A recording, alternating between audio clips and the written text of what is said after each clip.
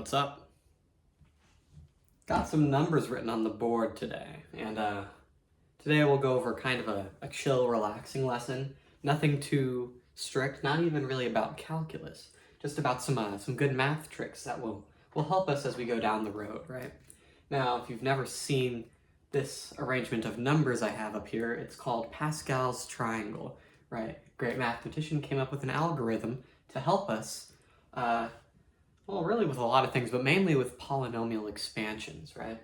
So remembering back to one of our previous videos about the limit definition of a derivative, remember when I tried to say, okay, let's let f of x equal x to the fourth. And then immediately I went, no, we're not doing that. That's too tough, too messy, right? Because then you'd have like f of x plus, and today I'll use h, equals, and that'd be x plus h to the fourth power. That's really, really messy to FOIL out and expand, right?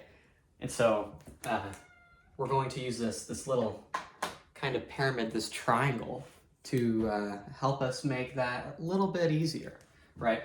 So if you wanted to expand this normally, you'd have to write out x plus h times x plus h times x plus h times x plus h. Oh, Goose wants to be in the video. This is my cat, Goose, if you've never seen Goose. Very good kitty. All right, goodbye, Goose. I don't know about you. I don't want to do this. I don't. Not at all, right? And so, especially if then you have to subtract x to the fourth and then all of that over h. No, not doing that, right? So let's go over this Pascal's triangle, right? There's an interesting pattern. First of all, you see kind of progressive line of ones here on this outer layer, right? And that's the first property. Now, what Pascal's triangle allows us to do is it allows us to kind of skip all of this, just go straight to an answer, right? In order to get the next layer of numbers, you're going to add any numbers, kind of on the diagonal upsides, right? If that makes sense. So to get 2 here, I added 1 plus 1, right? Here, makes kind of like that heart shape. In order to get 4, added 1 plus 3, right? This goes on forever. You can draw out and expand Pascal's triangle literally forever, right? It always holds true. It's never wrong. So, but what do these numbers mean, really? And how do they relate to polynomials? So, if I were to have a function, let's say x squared, right? Very, very common, easy to work with function. X plus h squared. That's not super difficult to just FOIL out. You get what? X squared plus 2xh plus h squared. If you wanted to FOIL that out, right? Like x plus h times x plus h. You get this right here. But we can skip that. Pascal's triangle finds us the coefficients of these variables, right? If you notice here, in this third row, I have 1, 2, and 1, right? And you see here, the coefficient on x squared is 1, coefficient on xh is 2, coefficient on h squared is 1, right? And so we can use this on any polynomial expansion. Makes it a lot easier, right? So this row would work for x squared functions, right? Like squared functions. This would be a linear relation, and then this would be just a constant. We don't usually use these first 2 rows because you'll never have to multiply, x plus h times what, right? There's nothing else, so you just get x plus h. X has a coefficient of 1, h has a coefficient of 1, right? And 5 has a coefficient of 1, I guess, right?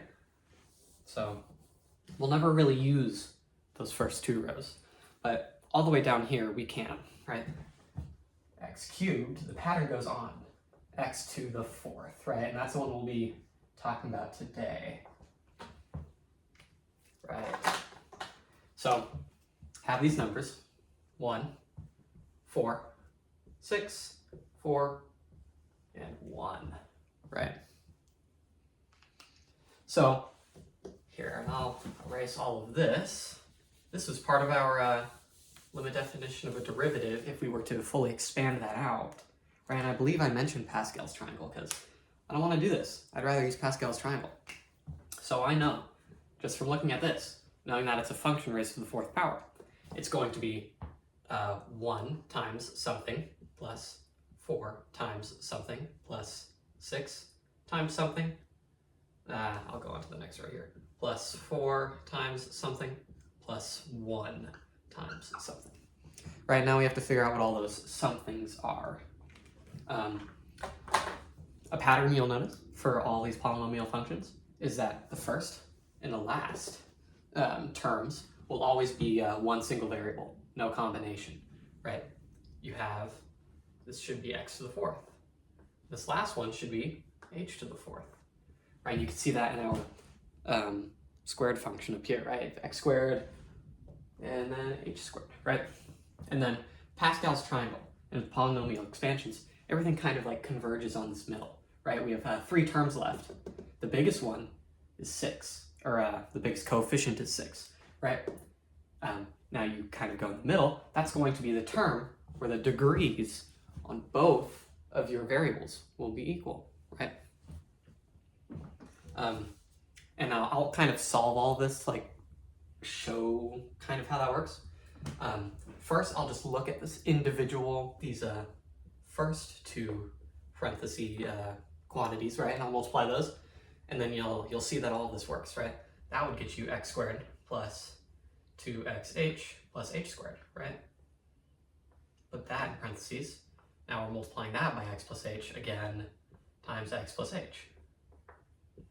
Now it's really up to you if you wanted to solve this out the long way, if you want to look at this term next, or if you wanted to do the same thing over here and then at the very end multiply all the terms together, right? I think I would rather multiply the 3-term quantity by the 2-term quantity, right? So what that would get us x cubed if we were to multiply this x together, and then plus 2x squared h, right? Because I'm just multiplying that x through, right? Plus xh squared.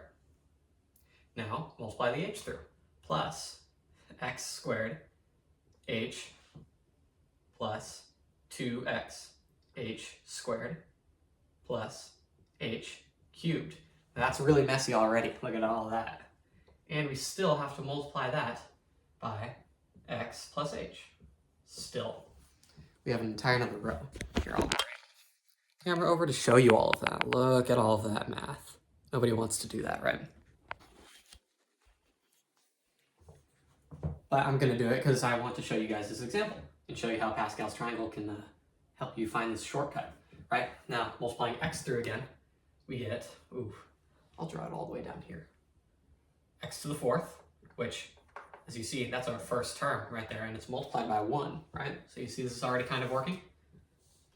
Plus 2x cubed h.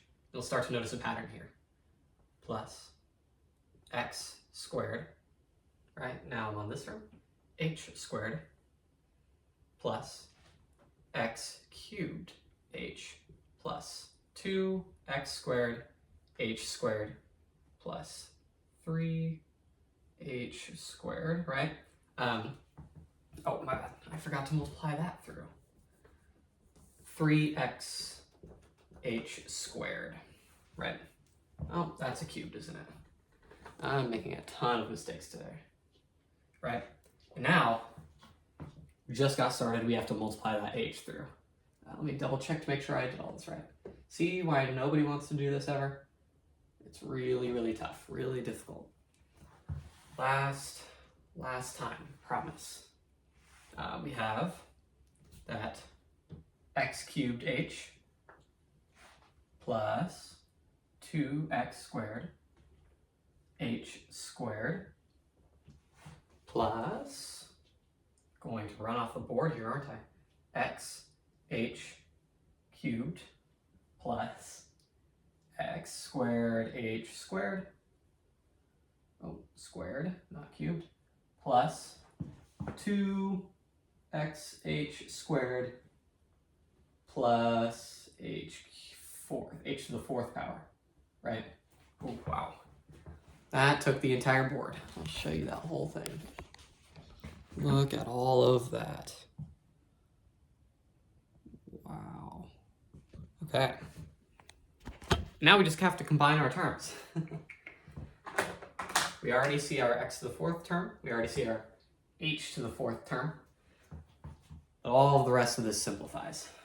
I have, now I'll look for x cubed h terms. Are there any x cubed h terms? That's an x cubed h term. That's an x cubed h term. And I believe that's it, right? So we have 2 plus 1 plus 1, and that gets us plus 4x cubed h. You'll start to notice a pattern here as I simplify this, right? Plus, now let's look for x squared h squared terms. That's one right there. That's one right there. That's one right there, right? X squared h squared, that's 1. Plus 2, that's 3. Plus another 2, that's 5. Plus 1, that's 6. Plus 6x squared h squared. Starting to see the pattern here? Plus, ooh, we already solved for, or simplified that term. We already simplified that one. X h cubed terms. There's 1. Oh, we just have these 2, right? 3 plus 1, that's 4. 4x h cubed. And then plus, we already know our last one. Oh, my bad. Yeah, we have that h to the fourth term there. So, as you see, what happens is, oh, forgot to underline that a while ago. We have, I believe that's x, whatever. We got the right answer, right? We did Pascal's triangle, and we could have skipped this whole thing. Here, I should write these in. We have x cubed h, we have 6x squared h squared, and then plus 4 x h cubed. So, pattern you notice is that on your first variable, as you go through these terms, the degree on that first variable is going to go down, while the degree on the second variable will go up, right? Or h in this case. You see, we have x to the fourth, technically times h to the 0, right? Because that's just equal to 1. And then on our next term, we have x cubed h to the first power.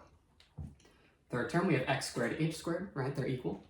Fourth term, we have x h cubed, because x has gone down, h has gone up. And finally, in the last one, we have h to the fourth. I guess we would technically have x to the 0 power as well, right? And so with Pascal's triangle, you can skip all of this ugly algebra and math. You can skip right to the answer right here. And now I'll kind of show you one last example without all of the algebra of just like x to the 5th, right? First of all, I'll erase all of this. Then I'll do this work on the bottom board. Right. So if we had function x plus, what? I'll write c to the 5th power, right? If we wanted to expand that, right? If someone ever asked us to find the limit definition of a derivative of x to the 5th, which no one will ever ask you for that, but just in case, right? You could use this next row of Pascal's triangle, right? You could figure out that that's going to be x to the 5th plus 5, and then remember, your first variable goes down by 1 degree, so that's going to be x to the 4th times c, right? Because that goes up from c to the 0 to c to the 1, plus 10 x to the 3rd c squared, plus, and then another 10, but this time x squared c cubed, right? Plus 5x c to the 4th power, and then finally plus c to the 5th power, right?